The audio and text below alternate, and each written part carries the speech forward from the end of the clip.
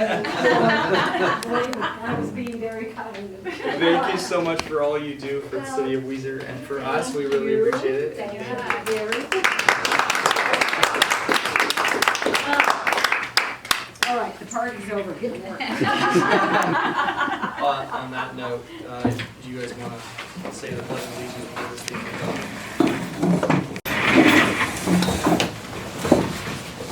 Once again, thank you guys for being here tonight, taking time out of your busy schedule to join us for this. Some of you had choices, some of you didn't, but we appreciate you being here regardless. And on that note, do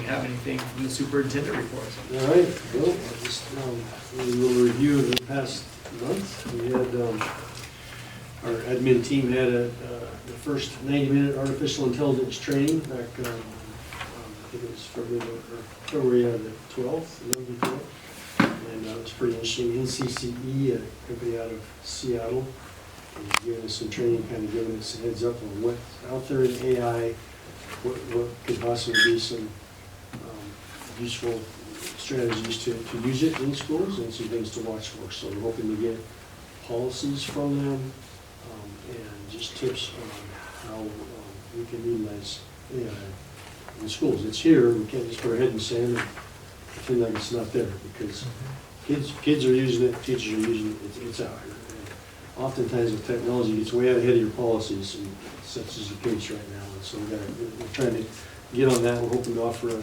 summer institute for our teachers as well.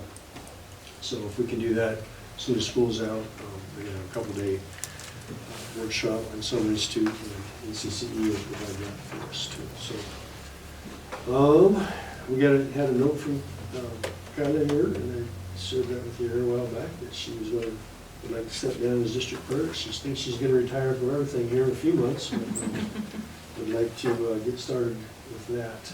And so we put that out, but that would be effective June 30th. So the July board meeting, we have with the district clerk if we can get one rounded up. And she's done an incredible job, as you guys know. And so that's going to be a tough one to pick up. We'll give her a shot. Looks like Alex is interested, I think. No? Day on the Hill activities on February 16th and 17th, and you guys are all able to make that. Talk to some legislators about things that are going on in the legislature as they affect education, and we heard several speakers, heard the governor, and heard numerous speakers that day. It was a couple of days, and you guys were able to visit with some of our legislators and kind of give them your ideas. And, so that was a positive day. We had a long-time Weiser employee, Rosario Ixta, who passed away this last month. We had UNI services for her. We packed out with Rosary on a Thursday evening, and services on a Friday a couple weeks back, and a lot of huge turnout, and just what a wonderful lady and family. And that's tough. We've had Shannon McCaw, our math consultant, came out again on February 18th and, for her second training, and she's coming out again this Wednesday, so day after tomorrow. She'll be here with our high school and middle school math teachers. And we've heard, we've been down there. Most of us have been there to see it, except for elementary. She's been middle school, high school. And she's just very good and very professional and very personable. And we think there's some good things are happening within our math department. So really happy to have her. It's good. Weiser FFA program had a dinner here on February 21st, and several of you made that big breakfast. And that's our biggest club, I think, in the high school. And they put on a really nice breakfast for the community. Kind of thank you breakfast. Well attended.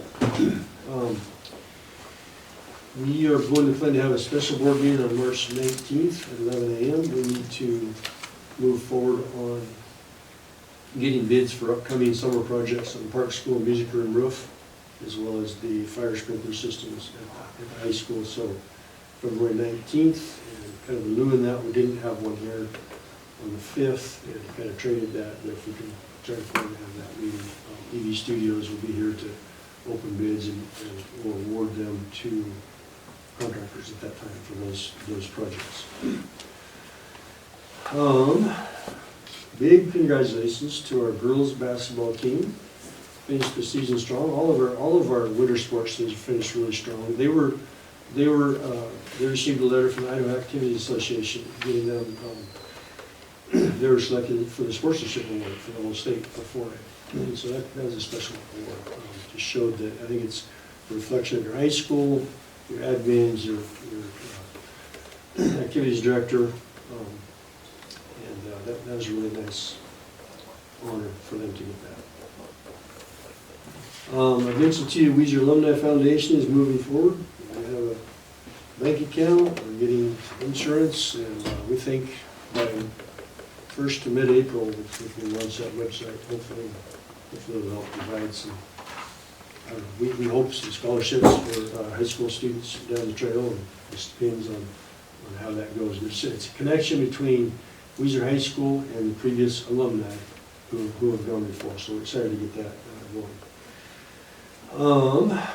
Kyler's been really helping with this project to bring Officer Gomez is going to come. And he came last year at the middle school, or this fall at the middle school, in 25. But we didn't have a parent night, and so he was in Cambridge recently and was very well received. And so we plan on him on March 31st in the high school auditorium. And there's flyers all around. You have one in front of you. March 31, 6 to 8. So try to get there and encourage any parents that he's just really up on everything that old people like me are not up on. Now, social media and how that affects teenagers and what is that doing for them and to them, and he's just very knowledgeable on that topic. So I think you'll hear more enlightening for parents, and so plan to go to that if you can. So appreciate the fact that we're getting him rounded up.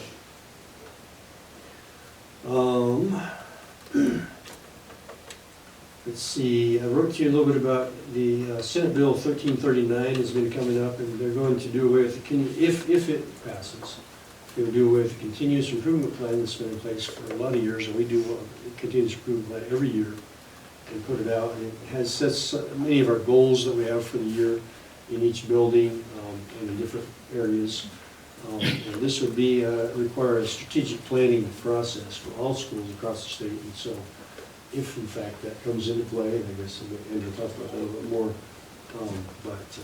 that's a big one if that comes out. And so we've been kind of watching for that because we've been talking about possibly doing that here in this district. And it'll be good to, if they come out with this is what's required in it, step-by-step process, that would be fun. Good to get in line with that one as opposed to getting that ahead of it. And at least would be my recommendation. We had a program that May West, our bus transportation supervisor, was really excited about, called BusRight. And it's a program that really closely tracks your buses. So she would have on her computer, the buses will have a GPS system in them and a laptop, like an iPad probably. And so if we did this, the full meal deal, you would put in, kids would all have some kind of an ID card. You get on the bus, you check in, it knows you're on the bus, you check out, you're off the bus. It doesn't track you anywhere else, just that you're on that bus at that time.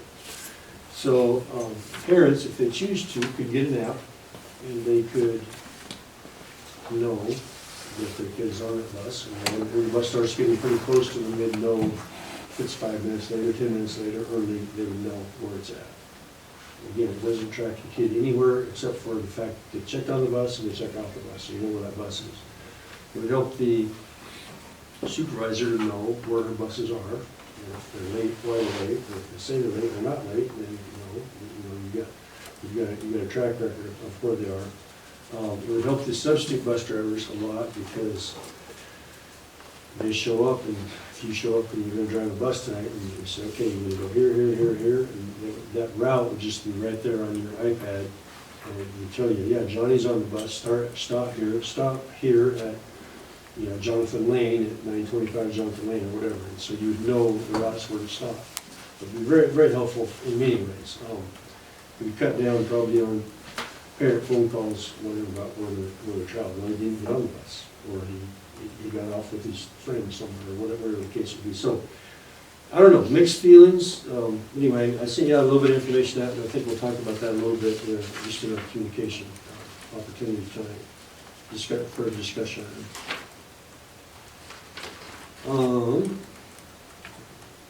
Okay, I think that's most of it. I can tell you about, Barbie in the Bahamas catching fish. I can tell you about, a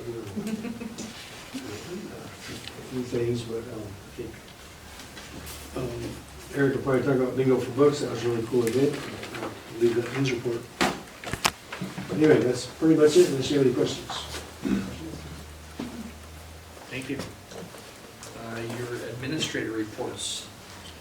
It's that time of day. Who do you want to start with? Well, I don't know. We better go with, do you want to, Rock, paper, scissors, shoot. I think Drew, you better start us off. Oh, geez. And then, yeah. Once again, we lost another student. We lost a few students, gained a few. And so we've kind of been looking at why we're losing students. Where are they going? What are they doing? Are they going online? Are they homeschool? What is happening?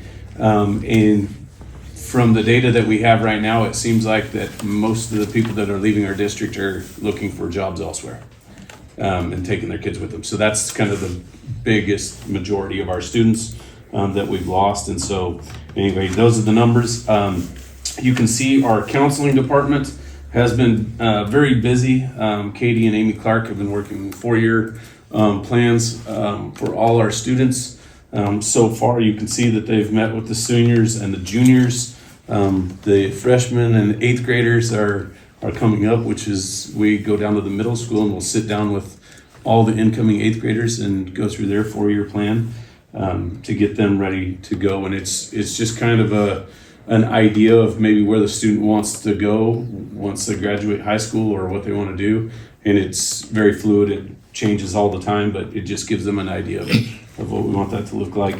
And then, Drew, do you know, because I remember doing that when we were kids. right. Do you know when they started? It is such a good thing. Yeah, I would say that probably started around 2010, 12 and maybe. did we get that idea from somewhere? I don't know Do you where. other schools I don't did? know where that started. I think it was just talking with other counselors throughout the state and came up with that idea that here's how we're tracking these kids. It's so great. Yeah, Like, it's I been really nice. appreciated it as a parent. Well, and they That's get for sure. this, our counselors get to sit down with each parent and discuss the plan and Yeah, kind of a hands-on thing for both parents and students. It's pretty neat. it's really helpful. You can see statewide testing will be taking place. The ISATs and SAT exams are coming up in the next few weeks. And what we've done at the high school just to prepare our students for ISATs is this year we did first semester, we took our interim ISATs. We looked at that data, we looked at the types of test questions, we looked at the wording, and we decided to come up with a few ways in our core subjects to get those types of questions in front of our students. And our thought was just give them the confidence to go out there when they take the ISAT. I've seen these types of questions. I know what they're asking. I know what they're looking for, and do just have that confidence to go take that test and give them their best advantage possible to do well on that. So that's kind of what we've been doing. That was led by our English department on our last work day. The English department at the high school did a really nice job showing our staff how they could very easily find these types of questions and present them to our students as bell ringers. Students practice the test and then they discuss the topic of what the question may be asking, or if there's 5 steps in the question, showing students testing strategies of how to look for all of those components that they might have to add in there. And so we feel by doing that, that our students are going to have a leg up when we get to those tests. So we're pretty excited about that. And then once we get that data from these kids, then we're going to take that and again apply it to next year on our path moving forward. So that's something that I believe is going to stay around for a while, and that strategy, I guess. Eventually, we will move that into our other subjects, and they will put kind of some of that component as well. Athletics and activities, you can kind of see down there. We've been very busy at the high school with all of the activities, choir and our cheer teams and sports teams that have been all over the place. And I know that we're on the academic side here, but you can see there's quite a few things that are taking place at the high school. Again, nice job to the girls basketball team, Coach Lorraine Harrison and her team and coaches winning the sportsmanship trophy. Weiser's pretty happy when we win that award, and we take great pride in it. So nice job to those guys. And then again, just named a few coaches on there that have just had great seasons. They put in a lot of time and a lot of effort, and we're awfully proud to have them on staff throughout the winter sports, and then spring sports I listed them as well, so you can kind of see there. Just our numbers down at the spring sports have been outstanding. I don't know how you handle a team of 85 students, but that's a good group for our track team to have that many student athletes out there competing. So pretty excited with that. Way longer than I wanted. The sportsmanship trophy. Mm-hmm.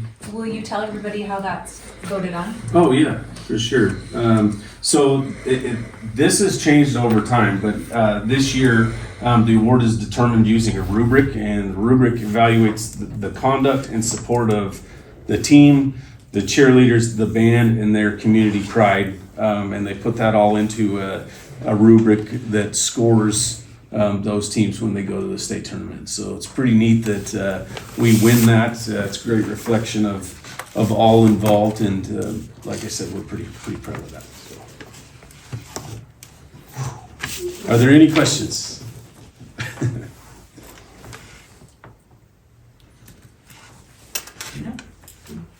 Right. Just let's go to the line there. Yeah. Are you gonna project or did you share No, I've the got it right projection? here. Is it on?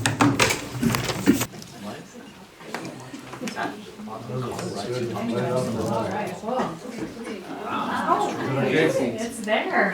Okay, right. All right, so, we did not have to do a presentation, but I called and asked, and I found out that Eric was doing one, and so I said, well, then I'm doing one too, by darn. So anyway, I'm just kind of giving you a glimpse. We write about what we do for our Friday PD, so I took my template from my Friday PD. My word for the school year is masterpiece, and so I'm kind of subjecting my staff to my interpretation of what we do for masterpiece. So, just kind of, I'll let you go click through the slides. Thank you. So typically I would have an agenda here, but this is just a repeat of what I put on my board report. So the math PD, our staff really enjoyed it, and we've taken some of those ideas. We took one of the activities that she talked about at the last PD and created tickets for our students in language arts and in math. And then our teachers meet every other week as a grade level team. And so during that meeting, Mr. Parsons and I work with the kids, and Miss Kathy works with the kids. So this last week, we did this ticket time activity with them, and I'll show you a little bit more about that later in how that helped us look at ISAT items. Tech Girls, a group went on a Friday, so I tried to. We had 19 girls. We typically have a lot of girls, but 19 girls still were dedicated to going to that activity, and it's just a lot of hands-on activities and really gets the kids excited about tech careers. Super Bowl of Caring.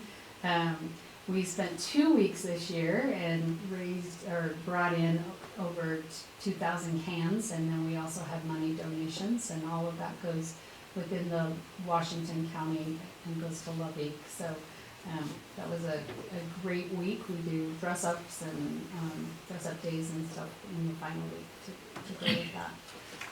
Wolverine, we're doing a month for behaviors. We're focusing on, we're giving the response, like words and characteristics that we would want a Wolverine to have, so they're with the spelling of Wolverine, so we're at R right now. And responsibility and respect were kind of the obvious ones right there for that. So we recognize 2 students from each grade level, a male and female students, and the teachers meet, and that's part of their grade level meetings, is to pick those students who have whatever characteristic it is. So this week it's inquisitive, so an inquiry, like type of night. So that's the month characteristic that we're focused on. Our boys basketball teams finished second for the 7th grade in the SRB, and our 8th graders finished 3rd. So they had great seasons and some really fun games. I got to supervise the 7th grade, and just some real fun, close games to watch. So it was a lot of fun. And then our academic team has been doing really well this year. They had a 2nd place finish at their last meet. They have a meet on the 11th in McCall. So we're looking forward to seeing how they do. And then again, this is kind of my art, right? So the masterpiece, there are 2 things we orchestrate. So if you'll just kind of click through, click. And we just kind of sit down and we just say, where are we with each other? So these were the things that we talked about last month in February. And we'll do something similar. But the things, again, I want to talk to you a little bit about the ticket time. We did our 3rd benchmark in our ISAT testing to prepare for that. And then now just knowing that in March, we're looking at all questions instead of just the one target. And then we're kind of wrapping up, we're doing observations and getting those evaluations out. So, kind of go through. So parent-teacher conferences, that's just kind of our data. You get just kind of comparison. You saw our fall attendance. I don't know how that got put over there, but compared to our spring attendance. So there's always a drop, but there was a game that one of the nights, and it was just a little challenging there. So the ticket time activity, I just wanted you to see what this was. So they had 10 tickets in math and 10 tickets in language arts. They paired up with a student, and I was really nervous that we would just have a lot of kids off task, like you have 100 kids.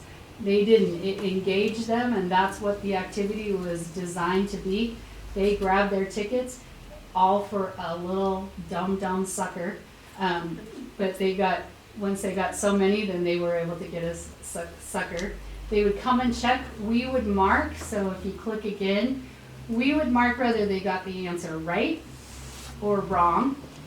And then that data went back to our teachers, and so they look at that, like the students, as they'd come up there, like, oh, nobody's getting 6, right? Like, and so I was thinking, they're like, grab it, let's see what we can do. And then if you click one more time, so we also marked they're wrong. So we could look at it, and then the teachers have the remaining tickets, and now throughout March, they're just pulling those tickets because it's a review of everything. So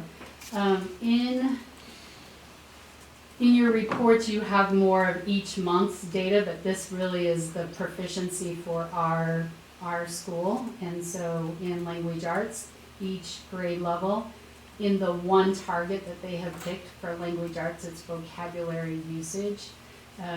They have all improved, and so we still have what I consider to be tier 1 instruction that needs to take place. We're not to that total 80% of kids proficient, but we are showing improvement. They're talking about the questions and where they're getting hung up. They can look at those and see how the kids answered them and go from there. So that's language arts. So the benchmark 1, 2, 3, that's just different dates of the, Yeah, so they did one each quarter, yeah, Okay. yeah. And then they're able to look at it. And then in math, same thing, we had all of them improve and grow quite a bit in 7th grade and 8th grade. and From your where they started. 7%, 20%, 27, Mhm. that are at a, Proficient Okay. in that one standard. And then, so for the 8th grade, or for mathematics, it's proportional reasoning, ratio thinking and proportional reasoning, and then that builds into, in 8th grade, it goes into linear thinking and linear equations and thinking from there. So from proportional relationships to linear relationships. And those are the targets. And so again, Shannon McCaw has been working with our team on dicing that up and looking at just that one target, but then also the targets overall and the difference in the type of questions.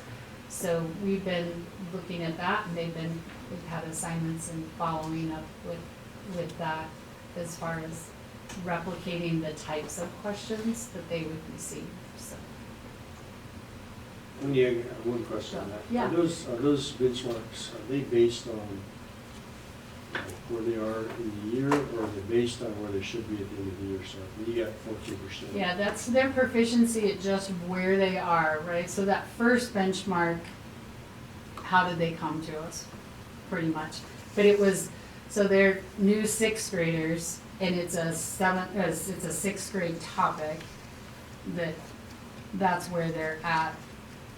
We wouldn't expect them to be proficient, right, at that point. And then it's the same benchmark, it's the same assessment, we've just been talking about similar questions and looking at Same questions. level of difficulty. Level of difficulty Yeah. stayed at Yeah, 7th grade or yeah. 6th grade. And the same It's target. pretty tough for very many kids to pass it in the fall, to be Right. proficient at the end of Yes. 7th grade in the Yeah. first month of school. Yeah, yeah. So as you move it on, Then they're we're progressing and showing improving. more and more students proficient. Showing good growth. Yeah.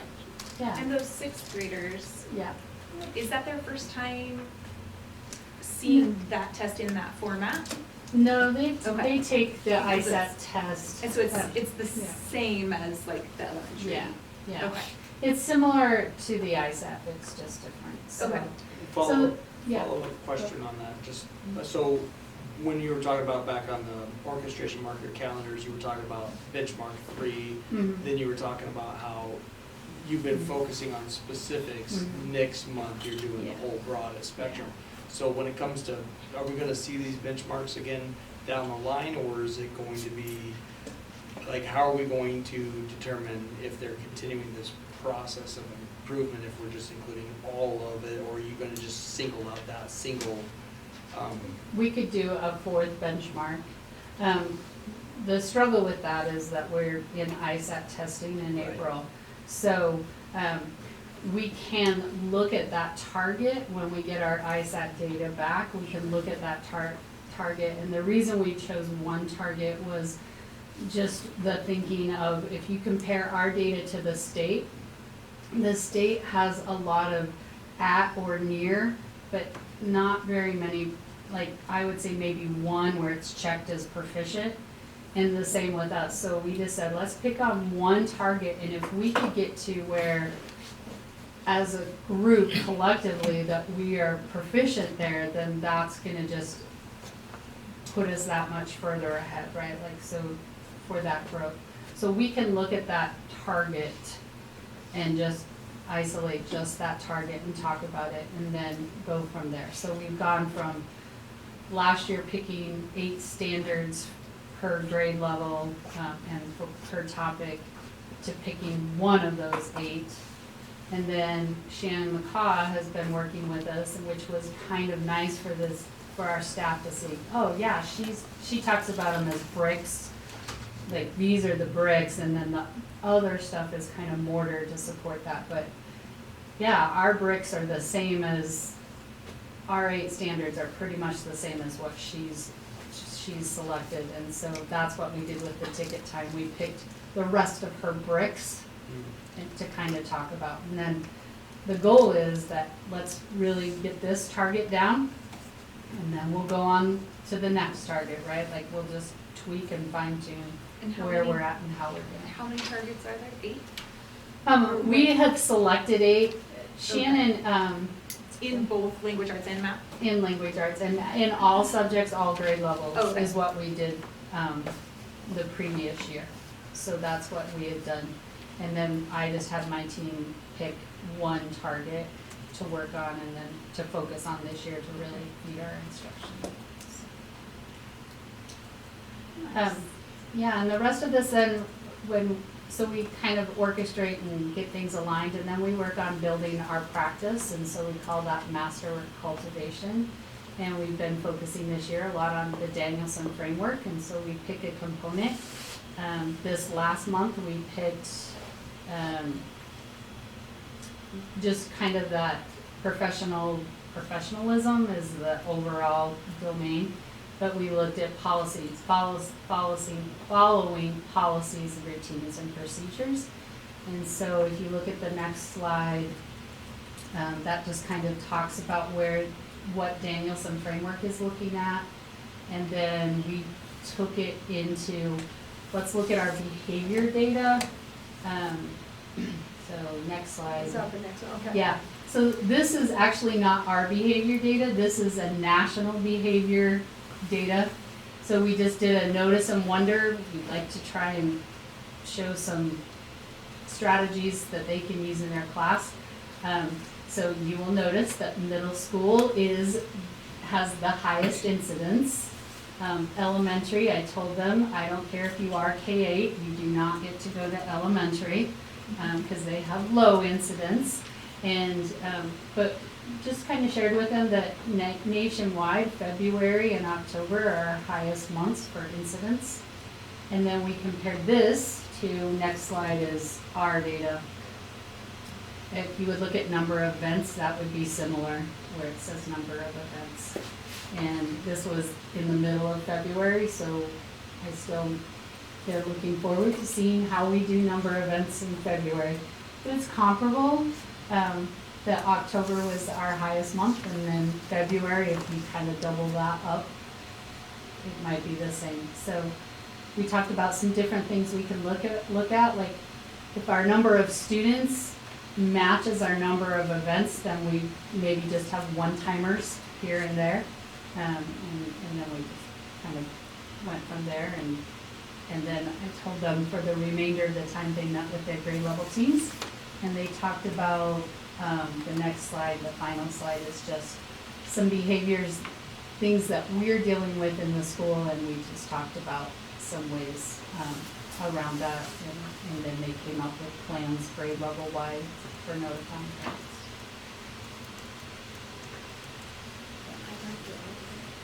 I do too, I love artwork, so it's fun, so, yeah. All right, good. Any questions? Questions?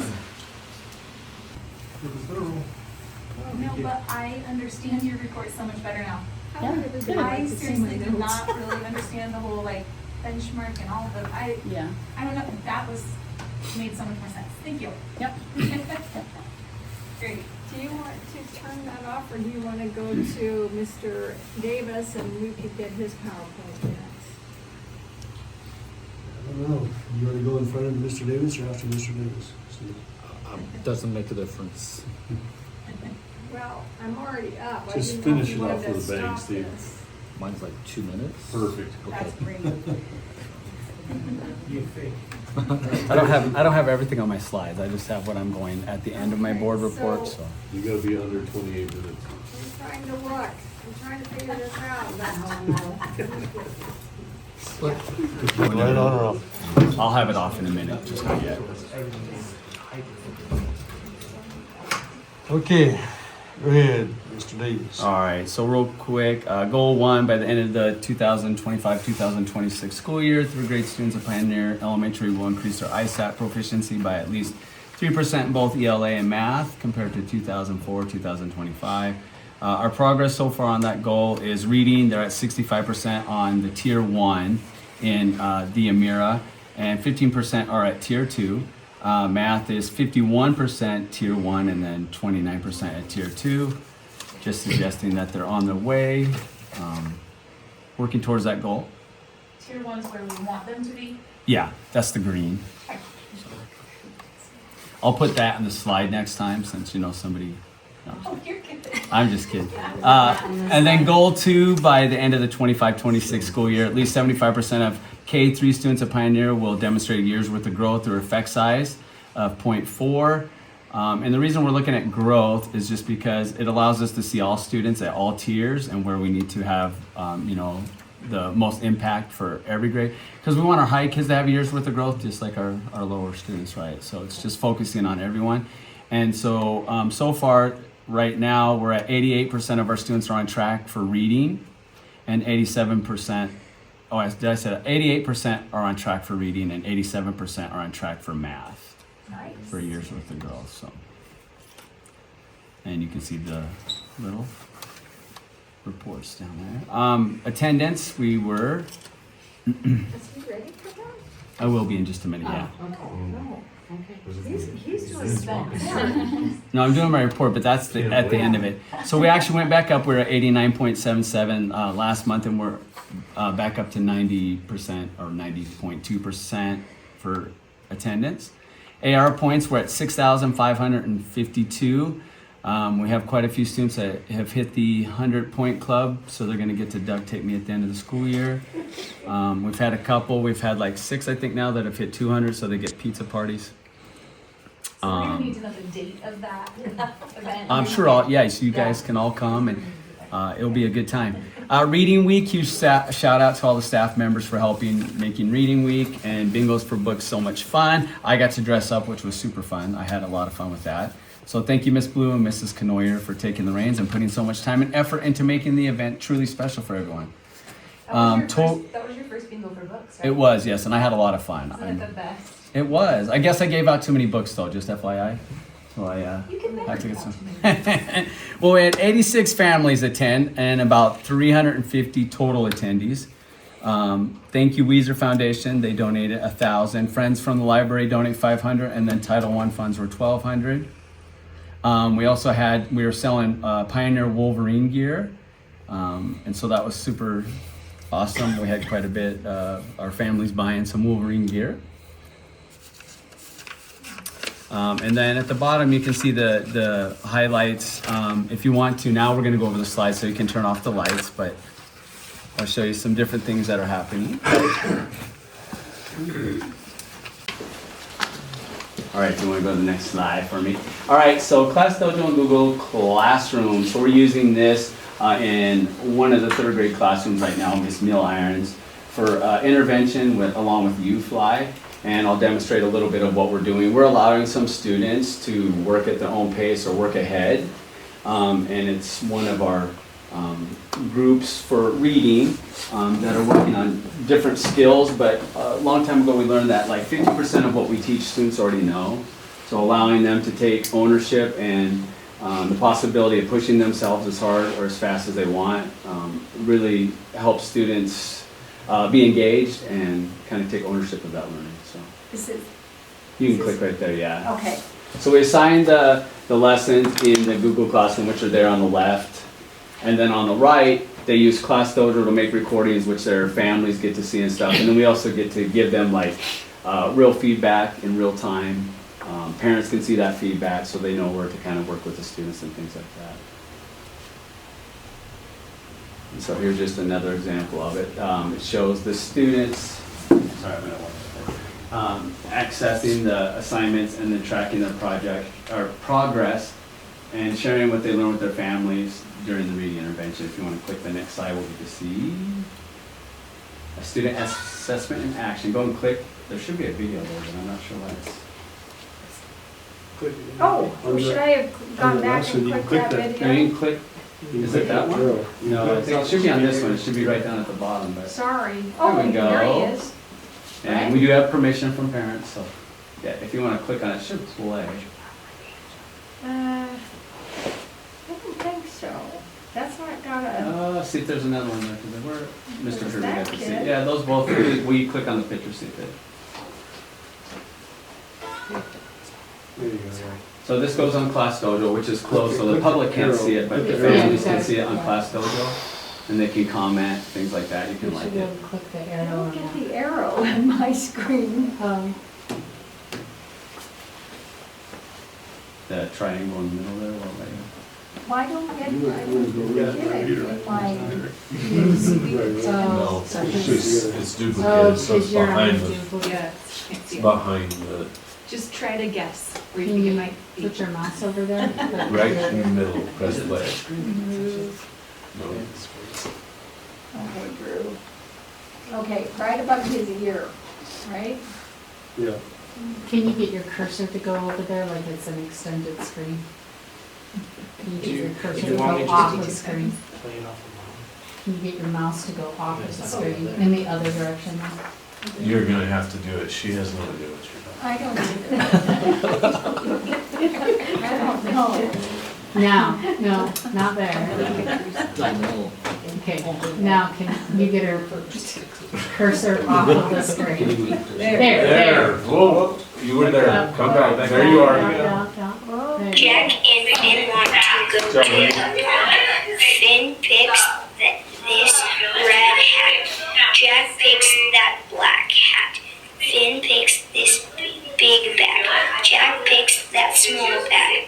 Finn and Jack will jog to Liz. Liz will go with them to the pond. Finn, Jack, and Liz jump off the rock and splash in the pond. Finn, Jack, and Liz had a ball at the pond.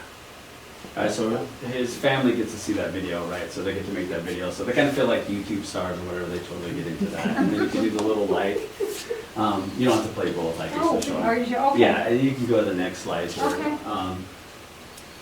and so here they also have other assessments. Oh, sorry. So I'm just walking up there so you guys can kind of see. But here's where we can give them like the feedback. It's kind of hard to see there, but like here she said, you got 11 out of 13 points, incorrect end mark and misspelled the word want, you passed. That way they know there's like 3 total assessments. They have to do a spelling portion, and then they get to move to the next lesson. So they get to challenge themselves and move forward. Cool. Another thing a couple 3rd grade classrooms are doing are trying building thinking classrooms. If you want to click the next one. Oh, sorry. Oh, you're good. I'm just trying to go through it kind of quick because Drew's over there. telling No, me. he's not. Just clicking. This is where students get to work together with each other. So they have, it's always random. You can see the numbers on the paper. We normally use whiteboards. Here they're working on a math problem. It's right up there. Each math kit has 4 bags. Each bag has 7 counters inside. The school made 9 math kits. How many counters did the school use in all? So they have to use a model equation or drawing to prove their answer. So they work together, and the way it works, one has the marker, but they can't just write what they want to write. They have to have a discussion with their neighbor, and if they're not having that discussion, because you can see them around the room, then the teacher grabs that marker and hands it to the other student, and they have to work together to try to solve it, right? And so it's just like a 10, 15-minute activity to get them thinking critically, and then to keep them engaged. Since COVID and things like that, just the attention span, because they're on devices, whatever. So you're just capturing their attention, they're working together, and every student is engaged. I mean, I wish I could show you more of the pictures, but they're just working together. And then at the end, the teacher has them explain their thinking, like to the whole class, kind of a fishbowl or gallery, and how they came up with that answer to help all of the students. But really, it's just to build that critical thinking. And this was like an ISAT math problem. And then Miss McLeod went to that training, the training with Dave Davies and everyone in Seattle, and this is Indy. If you want to click. Oh, sorry. She's been using in her classroom. So Indy is a hands-on robot that introduced students to early coding and STEM learning. I won't read that whole thing to you guys, because you guys can read. But it uses the tiles and stuff, which you'll see in the pictures where it tells it to start and stop. If you want to click the next screen for us. So here, they used it with reading. She used it with reading, where they had the setting, and they had to go through the sequence of events. And so you can see where they're working on it. They're making the drawings. And then, if you want to click it again. Sorry. Oh, you're okay. I'm looking at the. And then you can click That last one's a video, if you'll click it for Oh, me. this one? Yeah. Okay, so if I click it, and then I go off the screen Yeah, it's up just a real here. quick one, but you can hear how much fun. It's you.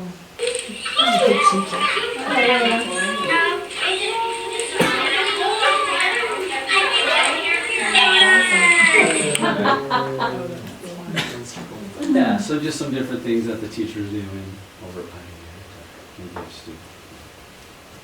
Oh, did I get it? Yeah, that's Oh, good. okay, there we go. Thank you, Okay. questions?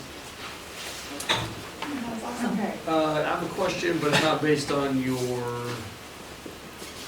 presentation up there. Yes. With your board report. Just have a question. Do we have, how much data do we have for the ISIP? So I'm looking at the ISIP and I'm looking at the percentages between the grades. And, Yeah. For where we're at on the early reading summary and the math summary. And I'm just wondering, is that the second grade level? We have quite a bit in tier 3. Mm-hmm. Is that, if we were to track that back, do we have past graphing to show, is this a second grade? Like this year, are they struggling? Did they struggle last year in first and then before that in kindergarten? Do we have like a graph? I to don't show have that? any access to that, just Okay. because it's my first year, otherwise I'd look at it. If you look down below though, you can see where they started for the beginning of the year, like where their tiers are, so you can see all 3 tiers and then the direction that they're headed. Mhm. But I was gonna actually talk to Dave Davies and see if he still had access to like get into last year's, because it won't share any of that information with me Okay. since this was my first year. So, Okay. because I was curious about that as well, just to see where we were at this point in time last year versus this point in time this year. Yeah, to see if it's a grade level thing or if it's a certain set of kids that are struggling with Yeah, this. just all around, just to see if we're making, at least the same amount of ground, if not more compared to last year would be interesting. I mean, like I said, we are tracking to see individually and grade level and just as a school in general, so. It's a great question. I was wondering that myself. Amen. Thank you. Yeah. Weiser. Well, Drew, I don't know about you, but I'm inspired to maybe do slides next time. Maybe do one more than they both Let's did. not tell them. Better. Yeah, we'll work on. We'll get together over the summer and prep, right? Okay. I need a movie. As you see in front of you are, I just want to focus on the ISIP data as well. For each of the tiers, they are moving in an upward projection for the most of them. There are a couple that are down a little bit. There's one that is up significantly on one particular data point, and that is in the 5th grade math and tier 2. What we've identified with a couple of these items is that some of the variables that we've identified in terms of where they're scoring or performing higher or lower are based on a couple of things. You've seen that our attendance is a big part. Our student attendance really dropped in November and February. And when we come back from the Christmas break, from January to almost March, we don't really have a lot of breaks, and those days are dark and they're longer. And so obviously, I think we've concluded that it's just it's a little bit harder for them as well. At the same time, when we do any kind of interventions, staff attendance is really important, because if they're not present, we have to shift quite a bit to provide the interventions, and it really takes its impact on student learning as well. So we have to collapse quite a bit of the groups together. I believe it was last week or the week before, we are part of something called the Southwest Literacy Cooperative, where we are working with 4 other neighboring districts about just the art of reading. And we've noticed a couple of things that is a problem for the entire state, which is the quality of the recording of the ISIPs, where when you're reading into the screens, it's not as clean as we want it. And oftentimes it skews the data quite a bit, so we're looking into that. However, there is a feature where you can manually override the response of the students, but then that requires a lot of man hours in terms of actually listening to every single one and then making the corrections. And so those are part of the variables that just skew some of the data. But overall, when we're taking a look at the growth from the beginning to the end, it is on an upward trajectory, and our goal is 75%. just doing the basic math right now, we're anywhere between 72 to about like 84% for us with both categories. And the reason why there's variables, because if you start in the month of August and you compare it to, let's say, February, that August might be a very interesting time frame because we're literally talking about 2 weeks. Or if you start in September, that's also another benchmark or time frame. And then we're also speaking about students that came at a certain point. And then the other thing that I would actually contend, and I would like to respectfully just counter with the state, is that if you have students that are performing in the 95th percentile, but then they go back, let's say 1%, is that growth or not growth? But if they're in the 95th percentile or above, for me, I think that that data should be scrubbed just because they're already performing at the 5% of the nation's scores, and these are on a nationwide comparison. So that's what our ISIP is looking like right now. And then the other parts, our behaviors are okay, but once again, we've taken a really dramatic approach to discipline this year, where we are doing a lot of reflections, but I think we might have overcorrected. And then with that in mind, Courtney Thompson has been extremely valuable, as well as the collaboration with Ben and Wendy. We're going to tighten it a little bit better so that the transition's easier, because as we know, discipline has a tremendous impact on student learning, and so we are really looking forward to the changes. We are meeting with the parent-teacher organization this Thursday to finalize all the last details. We're going to present to our staff on Friday and then roll it out for quarter number 4, so we can clean up all last little details and then fully implement it as close to perfection for the next school year. I think that is my presentation. I think that is the shortest as well. Thank you. Any It's questions? not done. No questions, please? No questions. So I do have a question. Yes. And it has to do with your ISEP graphing. So looking at the 4th grade reading, all of your yellow dots, except for maybe 1.5 of those, are in tier 1, or at least in the tier 1 green section as graphing. So my question is, why is that still considered tier 2 if we're tracking in the tier 1? Those are the students that are tested in that section, and so we just follow them over time to see if they need to be graduating out of that or not. So there is a time frame in which we do that, and so it's just based on the students that are tested based upon that specific tier. Okay, Yeah. so they were tested at the tier 2 level. Correct. So I'm looking at it, and other than August, it looks like they tested in tier 1 all the way across that, October, December, February.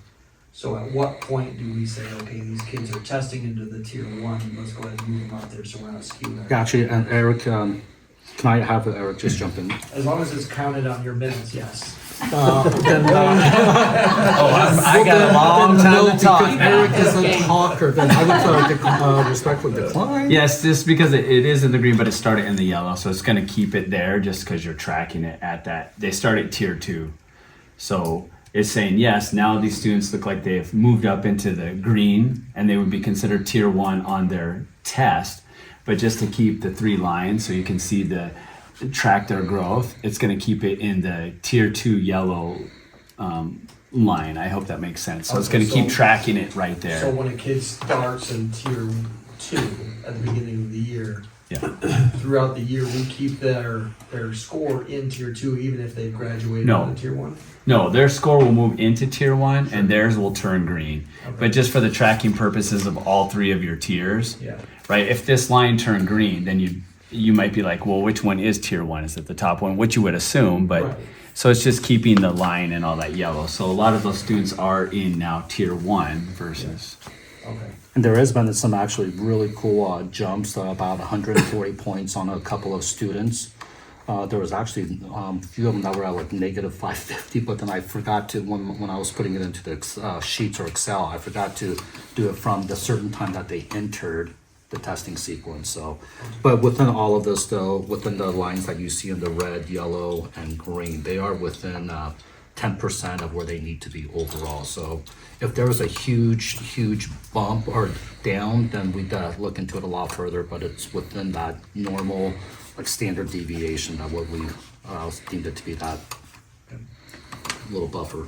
But so that's looking at the group overall, but like a tier 2 student doesn't continue to receive intervention if they're Yeah, they're not tier still 1. in Is tier that what 2, you're it's just tracking that. Correct. And that doesn't count for my minutes. Oh, it does. All of it does. All I can hear is the Captain Hook clock. So you say you're done. Done. Oh, sorry. Yeah, no, go ahead. No, go ahead. Okay, so like how Wendy had the percent, you know, the grade level, if you could have 4th grade and 5th grade, you know, August, October, December, February, the percentage of students that are at like tier 1. Oh, So I could see the I have it broken down into all of them. The problem, once again, is how much comparisons that you want to do for every single one. It can be, I actually had it for about 6 different variables. One was the start of August to February. Another one was August to March. Another one was September to February, September to March. And then also doing it between August to, or September, beginning of the school year to the midway point. So you can put it anywhere you want to, and you can really, you can try to figure, or you not try to, but you can actually get the exact percentage of where they're at for every single time frame that you want to do it, especially on the monthly basis, or as you are taking it on a monthly basis. So overall, though, when I was just summarizing it, we're anywhere between 72 to 84%. And once again, this is for me where Do you know what we started at? I don't right off the hand, but I can for sure get that to you. I mean, it's clear that there's been growth, Yes, obviously. correct. This is a little And then confusing. the other part too, as well, is that the number of students that are in each category. I mean, I think that would be another worthwhile information that we can certainly give to you even before November. Yeah, because the tier 3 should be much smaller. Tier 3 is going to be Right. small, or a little bit bigger, and tier 1 is going to be a bigger population. I mean, somewhere between the 75 to 80% Yeah. is the typical range that it should be in of the students. Okay. Done? Good. All right. I'm a little confused on the time frame that we're shooting for. Am I supposed to be long or am I supposed to be short? I don't have any Take as long visual. as you'd like. Remember the Christmas gift? That's what's at stake. Okay. But you're fine. Wendy already I don't, lost, so yeah, you're there you fine. go. I don't have any visual aids, but the academic achievement that I'm focusing on for this report is to share what I'm doing to support teachers. One of the main aspects of supporting teachers is the support that paraprofessionals provide when they are in the classroom. And they are a huge part of providing support to students. I asked my special education teaching team, what are some things that you are seeing a need for training for paraprofessionals? And then I created a targeted training for paraprofessionals last month and had all of them attend, not all of them, but mostly new or those that were deemed needing a refresher. So that I think was really good. I want to continue to improve upon the training that we have for paraprofessionals and also on evaluations and observations. I plan on working with the administrators on that and helping to shore up those processes so that those paraprofessionals feel supported with what they are doing to provide support to students. I also attended the Blue Jeans conference where I learned a lot more about some other districts and how they are supporting paraprofessionals within the classrooms. And I was able to gather some of those resources. So I'm going to work on putting that together and making that available to administrators. And then this week, I plan on taking my special education teachers to the Council for Exceptional Children conference in Salt Lake City. There are many sessions there that focus on disabilities all the way from supporting students with dyslexia to autism and supporting small group instruction in reading and math and social emotional skills and supporting students that have behavioral issues. It's going to be a really good conference, and I think it's really going to help my teachers or our teachers feel supported and have the resources they need to bring back to the classroom to help provide that support to their students. And that all leads to academic achievement. The students that I support or the teachers support through special education, it's a little more challenging because they all have IEP goals that they're working on within a span of a year. And sometimes their IEPs are renewed and they get new goals in the middle of the year or the beginning of the year. It's an ongoing process, an annual renewal that they go through. So I have secondary students right now that the teachers are working on progress reports. So I usually try to get through that second wave of progress reports so we get to spring to look at the IEP progress that they've made to see how that is going with them. But that will be forthcoming in the next board report. Looking at special education numbers, we gained a couple students, we lost a few students. If you look at our total numbers, we are down by 2. We have 143 total students that are receiving special education supports. We have 5 referrals, 4 consents, and 2 eligibilities. I wanted to clarify, at the last board meeting, there was a question about speech impairment, and I was misunderstanding the question. And speech impairment is the category that the students that are showing as less than 20 students, that is their category that they qualify for. For speech and language services, we have 76 students receiving speech and language services across the whole district. So secondary is over 40 students alone are receiving speech and language services, and the rest are in the elementary level. And that's not including preschool, or kiddos that are that 3 to 5 age. So is there any questions for me? Just as a refresher for us, could you remind us what you mean by referrals, consents, and eligibilities? So a referral would be when a student is going through the RTI process and they are not making progress, and either the parent or the teaching team decide that maybe we need to look a little further and do some testing to see if they qualify for special education services. And then we would have a meeting and get parents to sign consent to test, and that's called the referral meeting. So that's when we are starting the process to look at whether a student qualifies for special education services. So then the referral would be the meeting, consent signed, that would be parents saying, yes, okay, let's move forward with testing. And then eligibilities are out of all of those, how many actually qualified for special education services. All right, so if I'm looking at this number here, we have 5 referrals. Out of those 5, 4 gave consent. Out of those 4 that we got consent, 2 are eligible. Yes. Okay, thank you. So how do we get the consent in on the previous month, right, where we had 4 referrals within 6 consents? Some of them are not quite completed yet to finish like the eligibility testing. We have 60 days to have testing, so we could have some referrals that have not gone all the way through the eligibility process yet. So we have that testing that's a 60-day process to get finished. For this one, every month the Looking on the referrals ed are less plan than consent. that shows me how many referrals are out there and then how many consents we have currently open. An open consent means that we're in the process of completing the eligibility. And then the eligibilities that are open to be completed. Okay, so so it's not necessarily a straight line. Yeah, it is It's not a like straight line. Gotcha. Yeah, Gotcha. no, sorry. The consents don't necessarily go with the referrals. Right, Gotcha. it's not a straight line. Okay. Sorry about that. No, that's fine. I'm glad we got that clear as mud. As Jen likes to say, That's great. right? Yeah. Good, guys?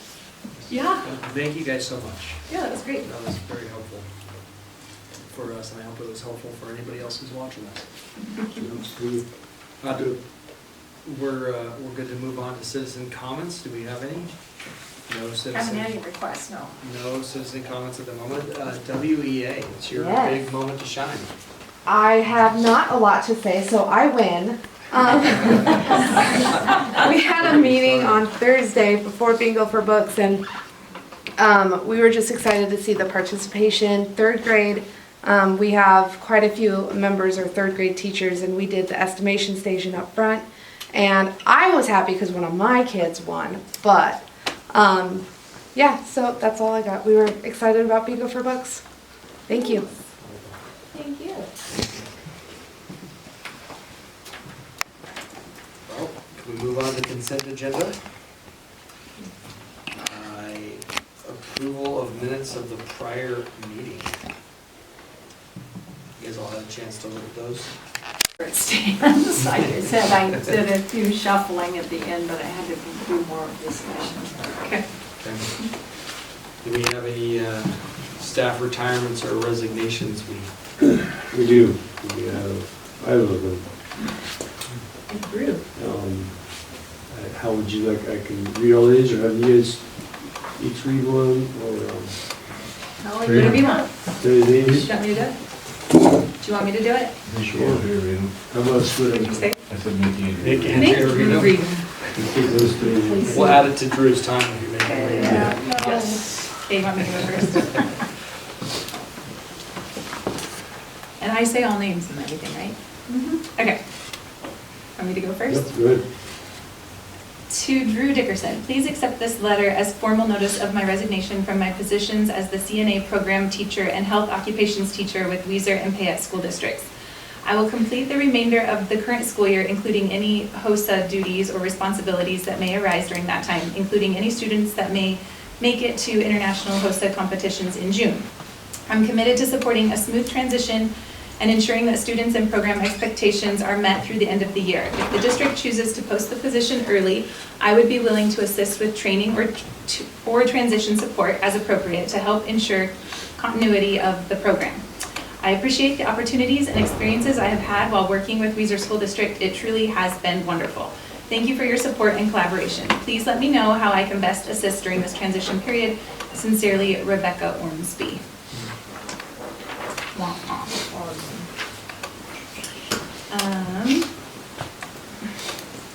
I don't really want to read. I really don't want to read any of these.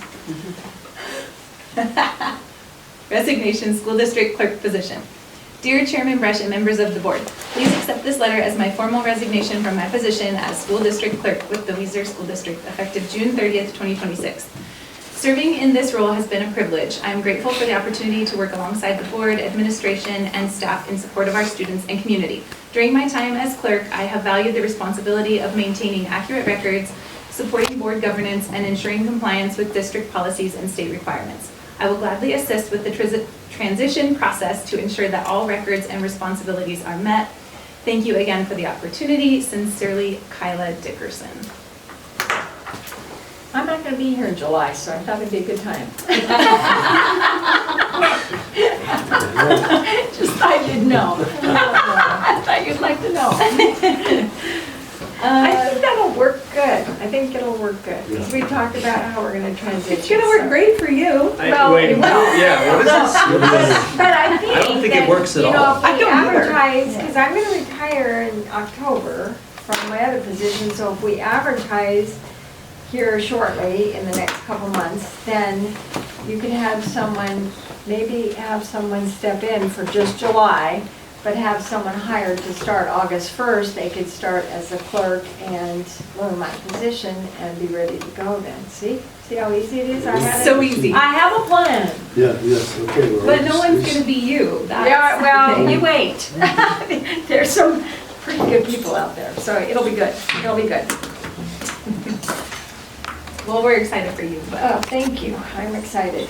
Okay. Okay, next. Dear Superintendent Kirby and Board of Trustees, please accept this letter as my resignation from teaching full-time at the Weiser High School. I have enjoyed my time in serving the students and teaching the social studies classes while at the high school, but feel this is now a new chapter.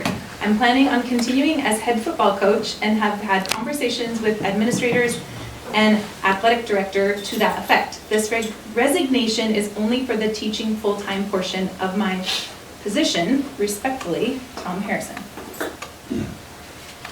Does that include golf? Well, that's why I was like, is he gonna keep doing golf? I don't know. Sure, we gotta have a couple more sessions. We're probably gonna have him teach one PE class as well, and coach football. What we pretty much discussed. And this Sure, letter I'll go. didn't say when, he means the end of the school year? In the school year. Okay. In the school year. I was like, And this then isn't that like. would be a said retirement then. for him from his teaching Yeah. position. Okay, to the Weiser School District Board, Superintendent, and staff. I will be resigning my position as kitchen manager at Pioneer School as of August 31st, 2026. I have enjoyed learning about food safety and the process of storing, preparing, handling, and distributing food and the regulations associated with federal food programs in schools. The staff has been helpful and fun to work with as well. Highest regards, Teresa Miglioretto. And the last one, to whom it may concern. I would like to inform you that I will be retiring at the end of the school year.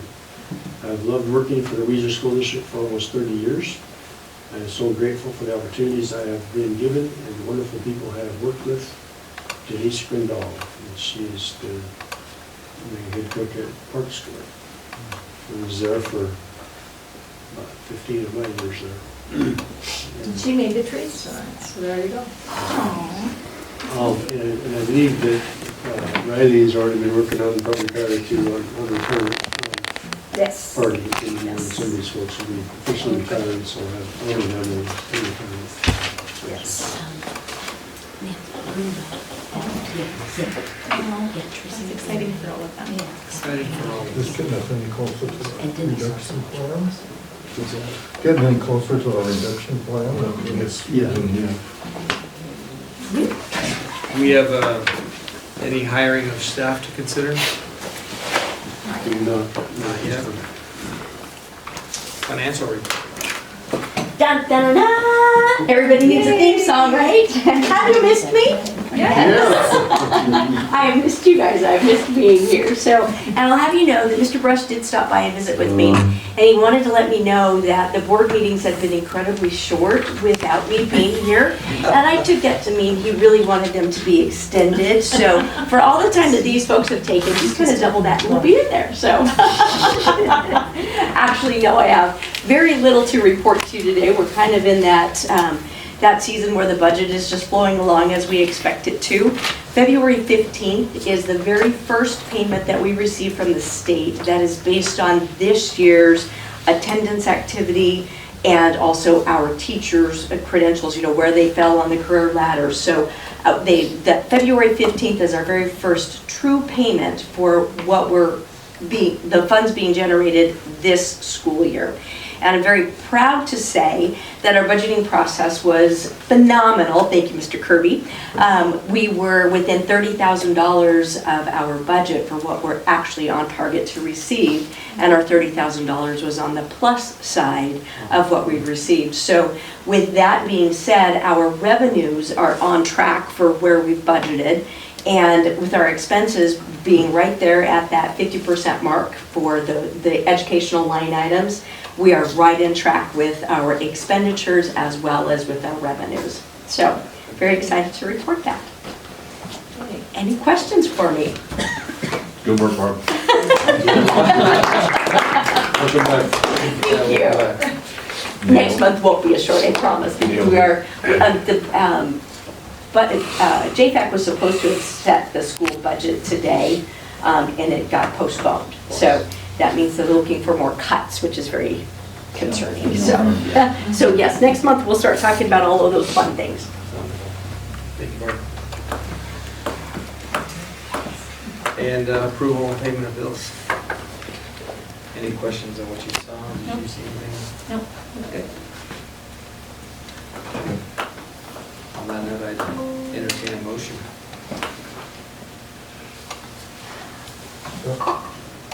I'll move that we accept the consent agenda.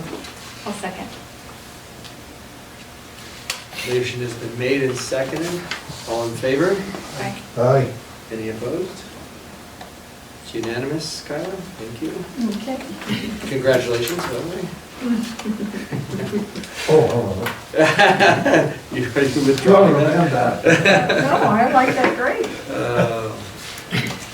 We will proceed here. We're on to our action items. The first one on there is consider a rehire of our supervisors, the food service, maintenance, and transportation. You have more information for us? Yeah, I would just like to recommend the folks that we have in place currently for next year. Food services, Rachel Thatcher, maintenance, Eric Pfeiffer, and transportation, May West. They're keeping us running, keeping us in good shape, and we're going to keep them on for next year. Are they in agreement? I think so. I don't have one of their letters here. Perfect. I need to find it coming. If you want to. You guys have any questions? They trust you. So I move that we rehire, but should I just say their names? Rachel Thatcher, May West, Eric Pfeiffer for the supervisors of food services, maintenance, and transportation.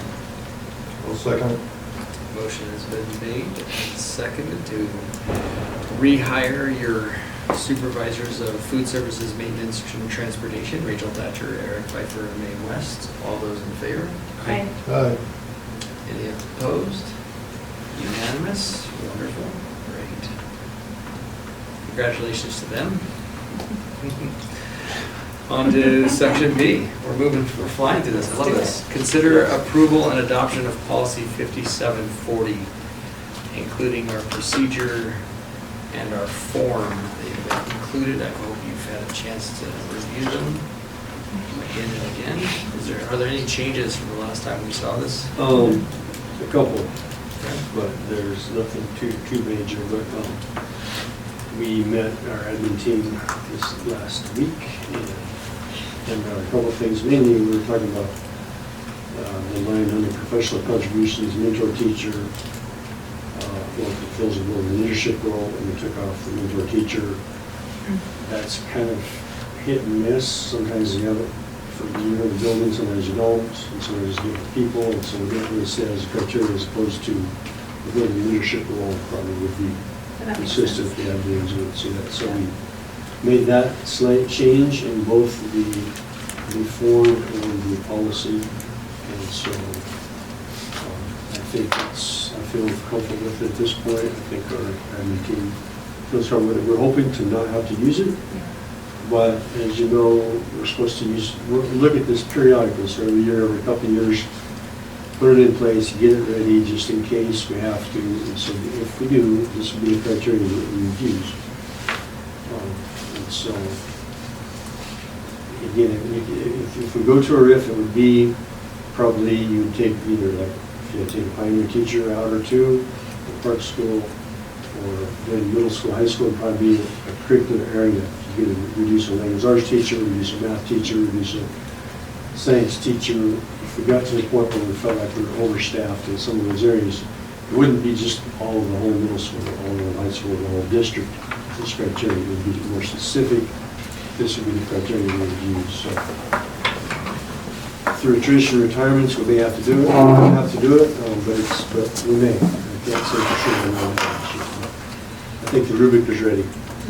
We reviewed it quite extensively the last couple of board meetings. Do we have any questions from the board?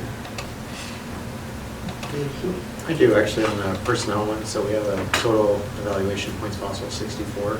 Yeah. But how do we get to that when we have the 64 for the first category and then 34 and 8 after? Okay, so the way that works is the best you can get on it. There are 4 domains in the Charlotte-Anderson evaluation process.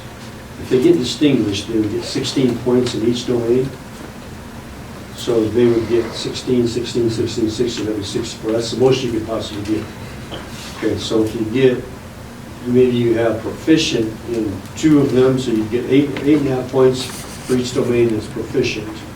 And then you get 16, each one is distinguished. So if you got distinguished in everything, you get 64 points. Other than that, if you got all proficient, you get 34 points total.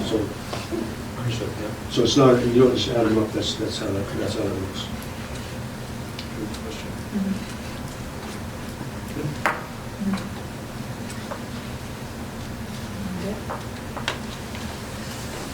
right, yeah, entertaining. I move that we adopt policy 5740, including procedures 5741 and form 5741. A second. Motion has been made to accept them, 5740 policy and procedure and form. And seconded. All in favor? Aye. Any opposed? Motion carries. Kyla, thank you. And then consider approval of updated and new transportation policies. This is the whole 8100 caboot and caboodle. Yeah, it looks like it, but it's really not, if you can believe it. But it's just, there's a lot of like cleanup language, like instead of saying bus, they now say vehicle, so that it, anyway, so there's no question. And then most of them are pretty straightforward. And I did have the bus supervisor, I had May review all of these new ones, and she said, no, we're already doing that anyway. So she wasn't even to objection. But this does bring us into code, and I know that when the SDE comes over and reviews us, they want us to have the most up-to-date policies that we have. So recommend that we think about that one.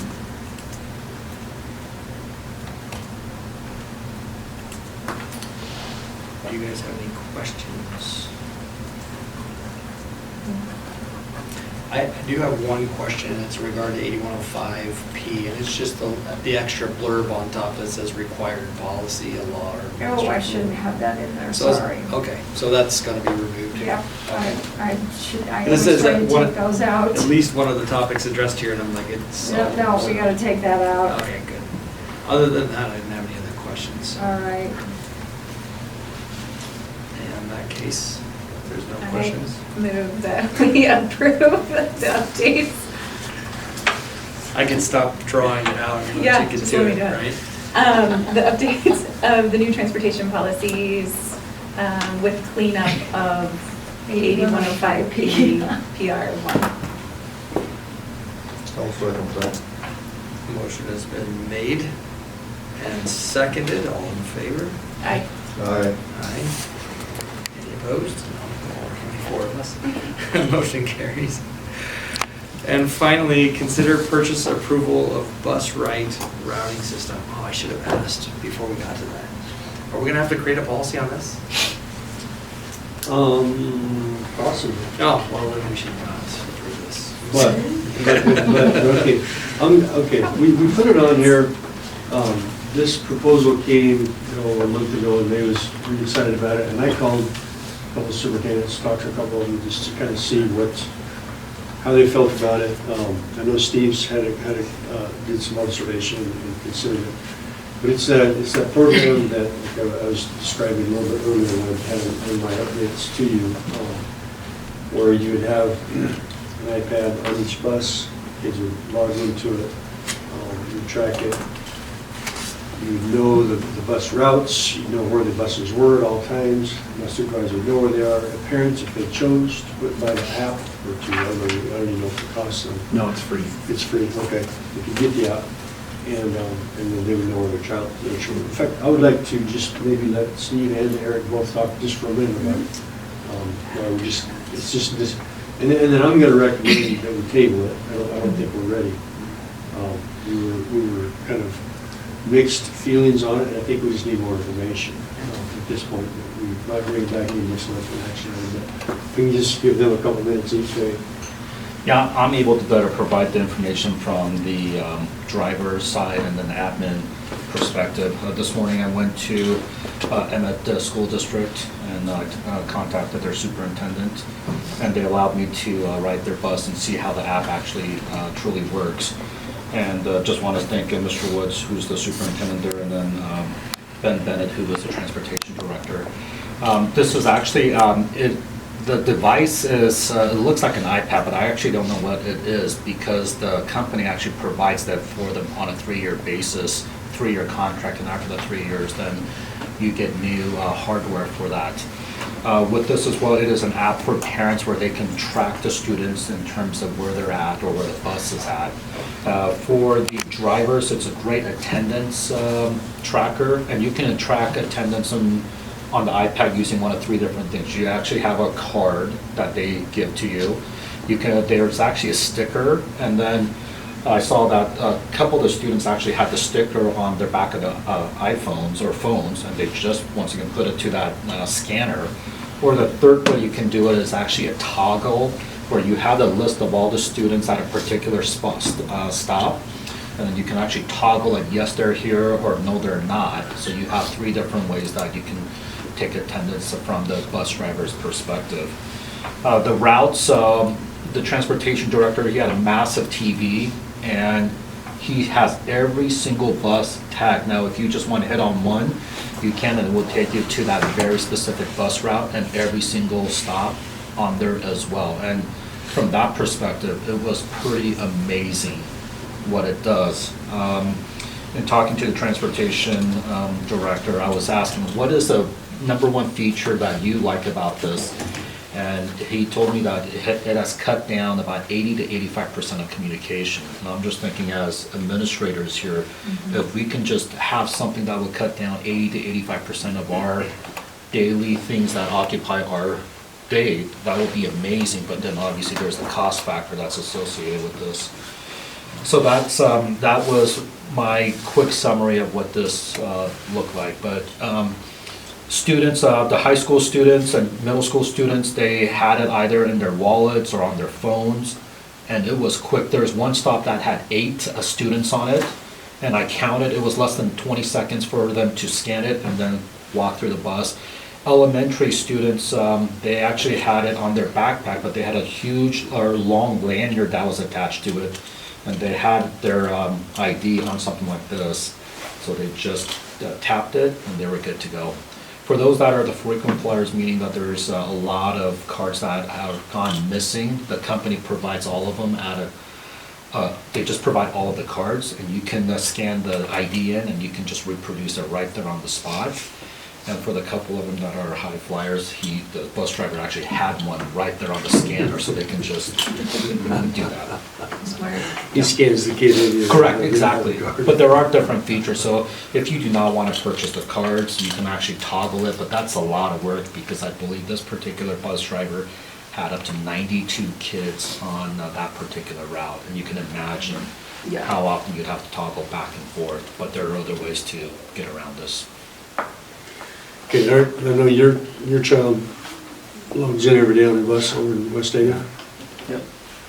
It's nice, it tells you exactly where they're picked up, exactly where they're dropped off. So if a student were to get off at a friend's house, it gives you the address of the stop that they were dropped off at. So you know that, oh hey, they got off at 875 West Franklin Road, right? And you can track the bus, so it's really nice as the days that they're running late, they send you little messages, blue bus, whatever, is running 20 minutes later. So you know that your student's going to be late for school or late getting home. You're not worried because they've already communicated with you. Plus you can pull it up on the app. It shows you the whole little route and then like where they're going. And like I said, it has all the details. I can hit any information. It keeps like the prior day, so I can scroll through and see if I need to like get any information. But I don't know, it's been nice just knowing where she's at all times. So. And if I can exit. What? Is it scanned to exit as well then? They do. Yeah. Yeah. Yeah, there's 2 other items as well. They were saying that in the past they received a lot of phone calls saying that, hey, you guys blew through my stop. The bus is required to stop at every single stop on that particular route, and it will actually tell you how long they stopped as well. I mean, it is, wow. And then the data the director uses to break down every single analytical marker was phenomenal, and actually he's presenting tonight to the school board in Emmett, but his report was extremely comprehensive, and it was quite impressive. The couple of downsides to that is they have about 670 students that utilize transportation, and so there's a lot of manual labor that you have to do initially to get everything put in. So he was telling me that he and his admin assistant took about 5 to 6 weeks to input the 670 students into that. But once you get that original set then the following year is gonna be much easier. But once again, there is that initial legwork for that. Does it track the speed? It does. Actually, I didn't actually ask that question, but I think you can see the speed. Yeah, it tells right exactly where they went. It's GPS, too, so you know exactly where they went. It has a whole map. If they went off route. Maps it all out, Yeah. so you can see the whole map of where, the whole route, and it'll actually show you the bus moving. Like, so you could watch the bus if you wanted to, grab some popcorn and watch. I am curious, when you download that app, are you given the bus route to watch, or are you watching your child? So I put my student's information in there, not her, like, just her school ID or whatever, right? Not her state ID or anything. So as soon as I input that, so if I have multiple kids, I can track all their buses, right? So I put hers in there and make sure that that's your student, and you can access it. And then, no, I actually watch, like, the bus, which she's on, but then, like, if she were to get off, it tells me right where she gets off at what time.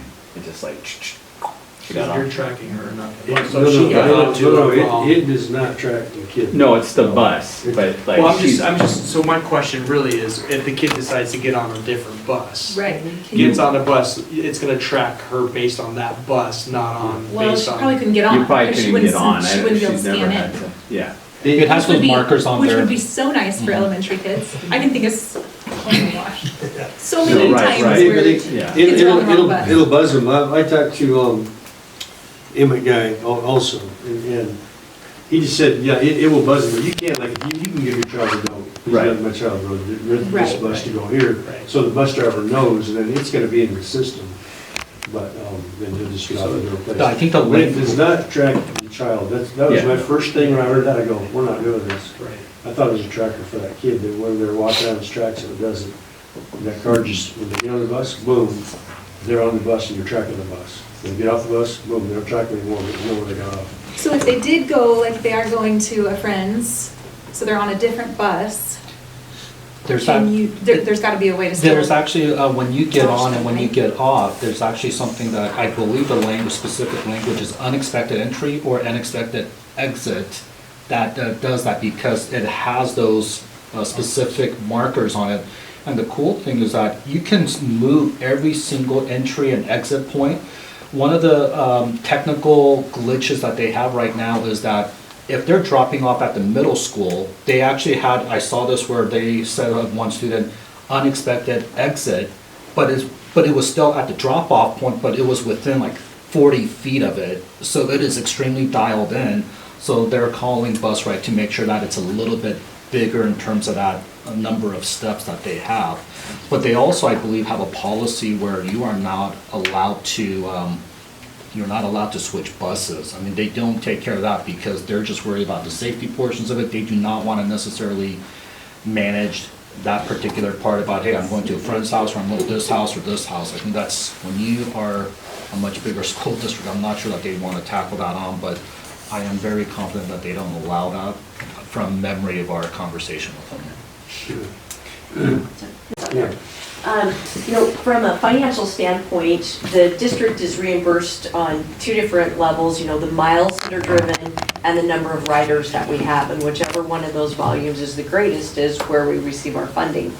And this software allows us to track the ridership very, very accurately, and, because right now, literally, they have a sheet that they're filling out, yep, that kid's on, yep, that kid's on, yep, that kid's on the days that we do ridership counts. And now, sure, they're gonna, if there's 8 kids getting on at one stop, they get 6 of them, woo! Yeah. So we will have a much better accurate count from the financial standpoint of it. And also, from the initial stages, what Steve was talking about, and Eric with the initial setup of everything, the system is actually helping you design the routes. Right now, May has been in her position for a long time, and she's a Weiser person, so she knows where so-and-so lives, and this bus route's only 100 yards away, and so I can add that kid to that route. What this software will do is design those routes, as well as count the number of students that are assigned to those routes. So I've already got 72 kids on this route. I only have 72 seats on that bus. I can't put any more kids on this bus. So I need to either reroute an existing bus that's only got 60 kids on it, or I need to add another bus to that route. This software will allow, because right now May does all of that by hand, and because May's done it forever and has the knowledge of our area, she's able to do that. But hiring somebody into that position when she decides to retire is an impossible task for somebody coming into the area. And as we have a new subdivision that comes in, those kinds of things, you know, the number of kids on our particular buses in particular areas is going to grow. And so being able to have the routing software assist with that route design for the fastest mechanism to get those kids home, whether that's adding another bus to it or redirecting one of the other buses, the software will assist us with some of those kinds of things as well. And also from the financial standpoint, you know, our transportation reimbursement, it is a reimbursement, and this software, if approved by the state, is reimbursed at 50% of the cost. So it's not a complete out-of-pocket for us for all of the benefits that we receive from it. So it's more accurate data as far as what we're reporting to the state. It's better routes and you know, better understanding of where our kids got off the bus and got on the bus. So it does have a lot of benefits that go with the expense that it comes with. Is it a one-time expense or is it like a subscription Annually. base? It is an annual expense. And the cards, it's an unlimited supply of the cards. They will continue to give those to us each year. So regardless if the kid loses his card every day for all 163 days that we're in school, they will give that kid a new card. And that's all included in the price. All of the hardware is included in the price. They own the hardware. They own the software. And so it's all just an annual licensing fee that the district would pay. So licensing based on how many students are using it? Or? How many routes that we run. And right now we have 12 standard routes and we have 4 reserve buses. And in the quote that we have, May has asked that those 4 reserve buses also receive the hardware so that, because apparently when we do trips, the route bus driver will take their own route bus on that trip unless it's a longer trip, and then they'll take one of the trip buses. And so the substitute driver is taking a backup bus, and so it needs to have that hardware on there so that everything is still just tracks seamlessly regardless of the bus number that's written on the outside of the bus. The route is into the software that's on that bus. So if we have a bus breakdown, May just says, you know, bus number such and such is now route number blah, blah, blah. And trips would include like sporting events? All your sporting events, yes, and field trips and those kinds of things. So I may really like it for some bus drivers and substitutes. So sometimes they have to come in early and like drive the whole route just so they kind of know where they're going, and they're doing what stops they have, and they're looking at addresses. So you just come in and go quick and there's your route. Johnny's on the bus stop at this stop, your stop's coming up. What is the cost? $27,900, I believe, is what the last quote we had, and that is for the 12 route buses and the 4 spares. And then the state would reimburse us for half? 50% of that. And that's every year? Every year. And I did ask May to submit for approval to the state, just so if y'all did approve going forward with this, we were ready to go. As was referenced, the installation process is huge. What our goal would be to start if you guys approve it, to start the implementation process at the end of this school year, so the bus drivers have seen it, and then start using it at the beginning of next year. It sounds great. I have a question about the NFC transfer information. What exactly are they putting on the cards for the scan-in? Like what information is it? Is it just an ID that's already pre-programmed into the tablet, or is it? Are you talking exterior or on the interior of it? So obviously it's a wireless signal, right, that you're using to scan in, right? Depending on what information's on that card. You can make it as much or as comprehensive as you want. If you want to sync it with your student management system, you can do that. With the transportation department in Emmett, I believe that they have full access for the student management system.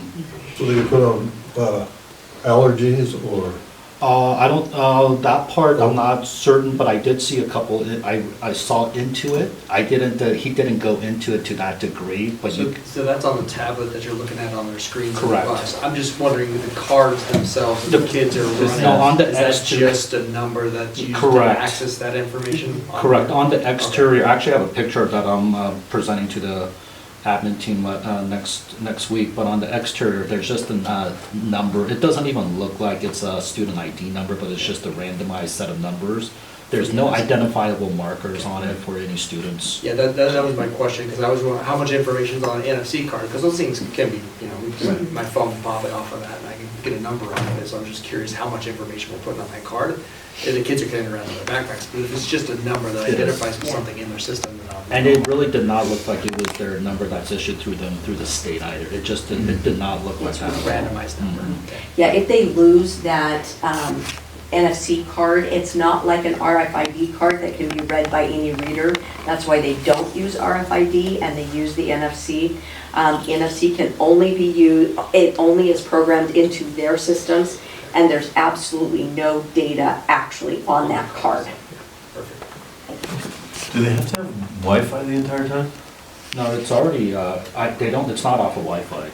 It's off a cellular signal, and so what they do, if we were to purchase it, they come and they drive and they determine which cellular network is the most beneficial in our area.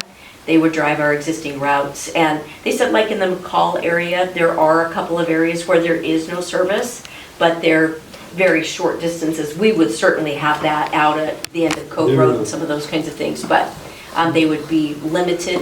The rep told me you can download that map, like you do on the All Trails map for going up in the mountains. Yep. You can download that ahead of time, so you've got it. So if you're out of service in a while, you still know. Yeah, you would still know, the bus driver would still know, but as far as a parent watching the app, they wouldn't see where their child was on that bus. What's the install on it? Who does that? They do. They come physically put them in our buses? Mm-hmm. And then do they keep the maintenance? It's a plug and play, yeah, because it's an annual licensing that they're guaranteeing the service to work. We're buying the service, they're providing the hardware. Not had any significant glitches in the sense that they've installed this. They've had some little technical stuff, but nothing to where they need to really think about going away with it or going to a competitor. They have not had any huge malfunctions in the 2 years or a year and a half that they've had this. And Emma, every student has to swipe, If regardless you of are- whether their parents are Correct, if tracking you are utilizing the school issued transportation on buses, you have to use the scanner. You have to use it, that's one of their, I believe it's in policy. That was a question I was asked, but they have to use it. The company owns the software, the company owns the hardware. They take it back every 3 years. How much of our information is on that software or hardware when they reclaim it at 3 years? Do we wipe it? What was the policy on that, do we know? Good questions, I did not follow, I did not ask those two questions. And and I'm assuming they have access to all that information if they're a software support company on the backside. I'm just curious as how much information does this company have access to our current information if we're using their software, their hardware, and their support offices in Colorado. I'm imagining they can access that information at any point, any time. I'm just curious of the safety issues for our kids and their information if we're downloading Questions we can information. certainly ask those. It's a good question. We can find out some other stuff, like I said, I'm gonna recommend you table it, but I just wanna get it out there and have a discussion. Think about We'll look at it again, potentially. I said I was done. No. No, that sounds really interesting. Yeah. Yes, We went way over. It is I'm sorry, we didn't make a motion up early in June. No, you Is don't that need to take something- it, you just take it. Is that something we can do like a foundation grant for? Sounds like a great program. At least. All right, well, that satisfies our action items for today. We're on to our discussion items. Future agenda. Does anybody have anything for future that they want to talk about? Yeah, I'd still like to talk about how the board can get involved in supporting our kids and the promoting our kids as they promote our school district and having good grades, you know, athletes.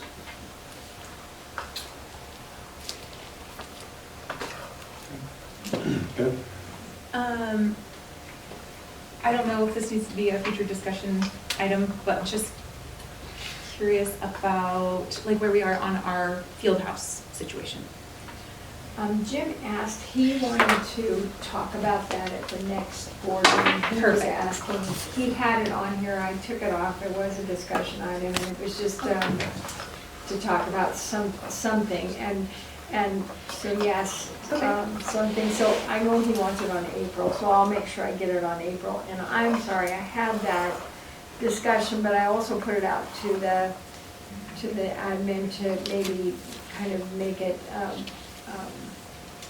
to make an invitation so that you are invited to say their assemblies or their awards, and then possibly you could be announced, and then you could stand up and give out the Student of the Month certificates and things like that. So I wasn't that I didn't think about it, but I'm hoping that's what the direction is you were wanting. Well, I just think we can be more hands-on, yeah. Well, the presence of being like, going to the basketball games or to the track meets or wherever, I think they know that you are part of the school board, and so that's kind of nice to have you there. It's always good to have you represented at things, but if we make a more conscientious effort to make sure that when we're doing our assemblies or something where kids are getting awards to invite you, that would be, and certainly they have the academic awards assembly in April for the high school kids. That's pretty big. Yeah. So we're hoping something more. Diplomas at graduation, that's That's your big but stage. I think there's a lot of academic opinions that is good. If we invite them, do we have to consider how many board members attend?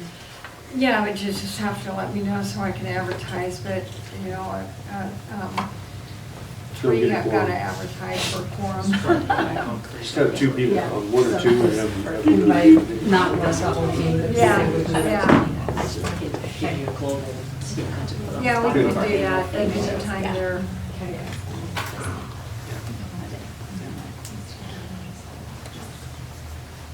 She's making plans. I don't want to sound like there's secret things being said up here. Talking about making plans to have a couple. Just like visiting the schools. School boards going up and just visiting the schools, stepping into a classroom for a time frame, whatever, so.